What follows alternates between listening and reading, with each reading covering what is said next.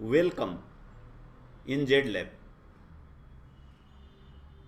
इस वीडियो में हम लोग मेंसुरेशन के इनर पाथवेज के कॉन्सेप्ट डिस्कस करेंगे।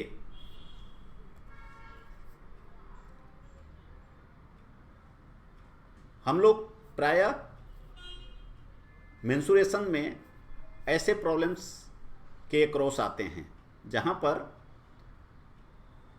पहले कोई लॉन या गार्डन का डायमेंशन दे दिया जाता है।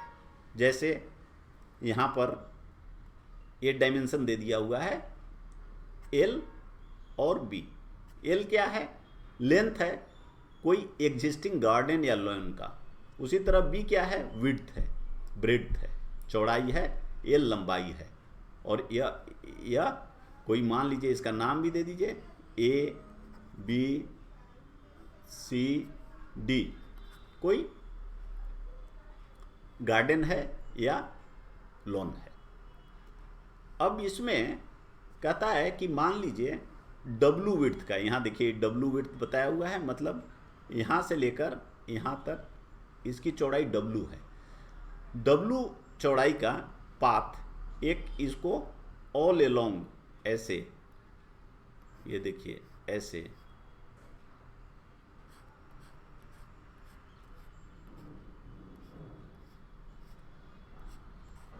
बना दिया गया। तो हमसे पूछा जाता है कि इस पाथ, जो पाथ हमने अभी मार्क किया, क्रॉस किया, इसका एरिया कितना है, और जो बच गया बाकी लॉन यह पार्ट, उसका एरिया कितना होगा, और इसका पेरीमीटर कितना होगा, जो पाथ है उसका पेरीमीटर कितना होगा इनसाइड में आउटसाइड में। तो और जब भी देखिए ऐसा प्रॉब्लम आता है तो बहुत समय प्रॉब्लम डायरेक्ट नहीं होगा कि आपसे ये नहीं कहेगा कि एरिया बताइए या पेरीमीटर बताइए। आपसे क्या कहेगा? आपको कॉस्ट वगैरह के लिए ऐसा प्रॉब्लम देगा जहां आपका चेक होगा कि आपका कॉन्सेप्ट ठीक है कि नहीं, आप समझते हैं कि नहीं कि एरिया निकालना है या पेरीमीटर निकालना है। मान लीजिए अगर कहेगा कि पाथ में टाइल लगाना है या पाथ में कंक्रीटिंग करनी है, पेविंग करनी है, टाइलिंग लगानी है, तो स्वाभाविक रूप से उसमें आपको एरिया निकालना पड़ेगा। अगर कहेगा फेंसिंग लगाना है तो फेंसिंग कहाँ लगाएंगे? पेरीमीटर पे, इस तरफ से एज पे, किनारे में। तो इसलिए उस केस में पेरीमीटर निकालना पड़ेगा। और पेरीमीटर दोनों तरफ हो सकता है। कहेगा अगर आउटर साइड में लगाना है, इनर साइड में लगाना है, दोनों साइड लगाना है, तो इस तरह से इसके बहुत सारे वेरिएशन हो सकते हैं। तो अब आइए इसका देखते हैं कि पाथ का एरिया कैसे निकालें। देखिए बहुत तरह के कभी आपको फॉर्मूला रहेगा। पाथ इनर हो सकता है, आउटर हो सकता है, क्रॉस हो सकता है, मिड में हो सकता है, कहीं भी हो सकता है। इसलिए मैं नहीं सजेस्ट करता कि आप बहुत उसको फार्मूला याद करने में लगें, क्योंकि एग्ज़ाम में आप कितना फार्मूला याद करके जाएंगे। तो हम लोग इसको बनाने के लिए आप जानते हैं कि ये जितना भी पाथ है इसका शेप क्या है। अगर हम लोग देखें तो ये देखिए, यह जो है यह पाथ, ये पाथ है।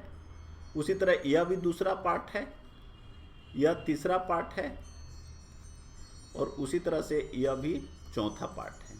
ये सब क्या हैं? अगर इनका आप शेप देखें तो ये सब रेक्टेंगल शेप के हैं, ऐसे इस तरह का शेप के हैं। और रेक्टेंगल में आप जानते हैं कि इसका एरिया जो होता है, एरिया इज इक्वल टू होता है length into width, length into width. अब इसमें जो पाथ है इसका देखिए एरिया सब, विड्थ सब जगह डब्लू है, विड्थ जितना है तो वो डब्लू है। तो इसका अगर हम पूरा पाथ इसको कहें कि पूरा पाथ का हमने फिगर बना दिया, तो इसका जो विड्थ है यह डब्लू हो गया। अब हमें निकालना है कि इसका टोटल लेंथ कितना है। तो आइए देखते हैं।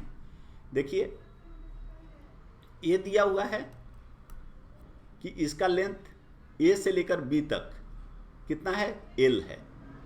तो अभी अगर आप देखिए तो इसमें हमने मार्क कर दिया कि एल हो गया। अब प्लस कितना हो गया, उसी तरह से यह भी देखिए सी से लेकर डी तक जो नीचे का पोर्शन है और ऊपर का पोर्शन है वो बराबर है। तो इसमें हम क्या लिख देंगे, 2l। तो ऊपर वाला आ गया, नीचे वाला आ गया। अब ए जो था देखिए ए से डी तक बी है, लेकिन यहाँ w हो गया और यह भी w हो गया। तो यह कितना बच गया, अगर यह देखिएगा तो यह बच गया पूरा b था, तो b माइनस 2w बच गया। और उसी तरह यहाँ भी इस साइड में भी b माइनस 2w है। तो इसका मतलब इसको लिखिए तो 2 से मल्टीप्लाई कर दीजिए, तो 2b माइनस 4w, ये आपका इसका लेंथ हो गया। तो इसी चीज़ को अगर हम लिखेंगे और कैसे लिख सकते हैं, 2 को बाहर कर दीजिए। तो 2 को अगर बाहर कर देंगे तो l plus B minus 2w, इतना इसका लेंथ हो गया। तो अब देखिए अगर आपका a लेंथ है और a विड्थ है तो मल्टीप्लाई कर दीजिए दोनों में, तो आपका पाथ का एरिया निकल जाएगा, वो फॉर्मूला हो जाएगा। तो ये देखिए कितना हो गया, यहाँ पे हो गया A 2l into L plus B minus 2w into w। तो यह पाथ का एरिया निकल गया। बहुत आसान है। तो किसी भी तरह का पाथ दिखाए, हमारा कॉन्सेप्ट यही रहेगा कि पहले हम कैसे उसका शेप देख लें। शेप अगर रेक्टेंगल है तो उसमें हम कैसे लेंथ उसका निकालें और विड्थ कैसे निकालें। अब देखिए अगर हम सीधा एल प्लस बी कर देते तो क्या होता, यहाँ पे ये जो पोर्शन है यह कॉर्नर में, ये देखिए ये दोनों में आ जाता, तो हमारा प्रॉब्लम गलती हो जाता। इसमें भी काउंट हो गया और इसमें भी काउंट हो गया। इसलिए ये करना देखना जरूरी है कि कोई भी पार्ट दो पार्ट में काउंट नहीं होना चाहिए। अब देखिए एरिया पेरीमीटर निकालना है, यहाँ हमने कर दिया पेरीमीटर। तो पेरीमीटर हो गया कितना, आउटर। तो आउटर देखिए यह एल है और यह बी है। तो रेक्टेंगल का आप जानते हैं पेरीमीटर होता है 2 into length plus breadth, length and width का 2 टाइम्स, सम का 2 टाइम्स। तो इसलिए आपका यह हो गया। अब इनर, तो इनर में उसी तरह से 2 टाइम्स, इसका लेंथ तो एल है तो एल कर दिया। अब इस साइड में जो विड्थ है इसमें कितना आ जाएगा, ये देखिए L plus B minus 4w। B minus 4w क्यों, क्योंकि A B minus 2w, B minus 2w, तो यह हो गया b माइनस 4w। ऐसे भी अगर आप देखिए तो ये क्या होता है कि यह आप करिए तो यह जो पूरे पाथ का लेंथ है 2l plus 2b minus 2w, वो आउटर है। और यह जो पोर्शन है यह, इसमें लेंथ कितना है इनर का, देखिए यह ऐसे है, यह है। तो देखिए लेंथ कितना है, लेंथ है यह है l माइनस 2w, क्योंकि यह लेंथ है पूरा, यहाँ से यहाँ तक l है, इसमें w इधर से aw इधर है और aw इधर है। तो अभी हम केवल इस पोर्शन को देख रहे हैं, तो यह हो जाएगा l माइनस 2w जो हमने यहाँ लिख दिया। और उसी तरह यह पोर्शन कितना हो जाएगा, यह पूरा यहाँ से यहाँ तक b था, यहाँ से यहाँ तक पूरा b था। अब इसमें ए इधर डब्लू हो गया और ए इधर डब्लू हो गया, तो यह कितना हो जाएगा, बी माइनस 2w। तो इसका पेरीमीटर कितना होता है, 2 इंटू लेंथ प्लस ब्रीथ। तो ये कितना हो गया, L minus 2 into L minus 2w plus B minus 2w। तो अब देखिए 2 L plus B minus 4w। तो ये आपका इनर का पेरीमीटर का फॉर्मूला हो गया। कभी कभी आपसे कहेगा कि इनर फेंसिंग करनी है, तो इनर फेंसिंग कितने लेंथ में करेंगे, इसी पार्ट में करेंगे, तो उसका पेरीमीटर इतना आएगा।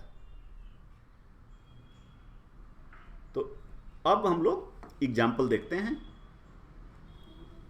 आइए, कह रहा है कि एक रेक्टेंगुलर गार्डन है, आयत की तरह एक गार्डन है जिसका length 63 metre and width 54 metre है।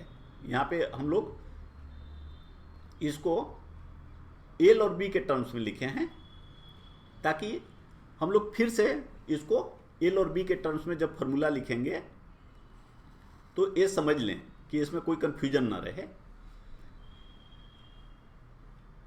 और W 3 मीटर है, तो मतलब यहाँ पे देखिए L दिया हुआ है आपका 63 मीटर और विड्थ दिया हुआ है, B दिया हुआ है 54 मीटर और W जो पाथ का विड्थ है वह दिया हुआ है 3 मीटर। तो आपको निकालना है find the cost of paving. अब यहाँ एरिया नहीं कह के कह रहा है कॉस्ट ऑफ पेविंग। पेविंग का मतलब क्या होता है, रास्ता बनाने का, उस पर टाइल लगाइए, कंक्रीट करिए। तो और यहाँ आपको यूनिट से पता चलेगा कि जो रेट आपको दिया हुआ है, देखिए इससे आपको पता चल जाएगा। अगर सपोज ऐसा वर्ड यूज कर दिया कि आपको दिक्कत हो रही है समझने में, तो उसमें कोई दिक्कत नहीं है। ये देखिए, अगर रेट पर स्क्वायर मीटर दिया है तो स्क्वायर मीटर, मीटर स्क्वायर किसका यूनिट होता है, एरिया का। तो आपको एरिया निकालना है। पर मीटर दिया हुआ है रेट, तो ये किसका होता है, पेरीमीटर का। तो आपको पेरीमीटर निकालना होगा। तो यहाँ दिया हुआ है कि पेविंग करना है जिसका रेट 10 रुपीज पर स्क्वायर मीटर है, एंड फेंसिंग बिटवीन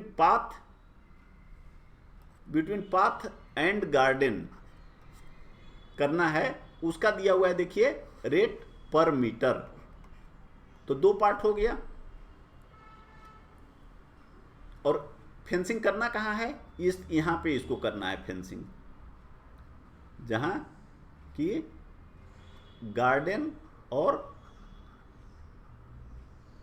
पाथ मिलते हैं, इस एरिया में, इस एज पे फेंसिंग करना है।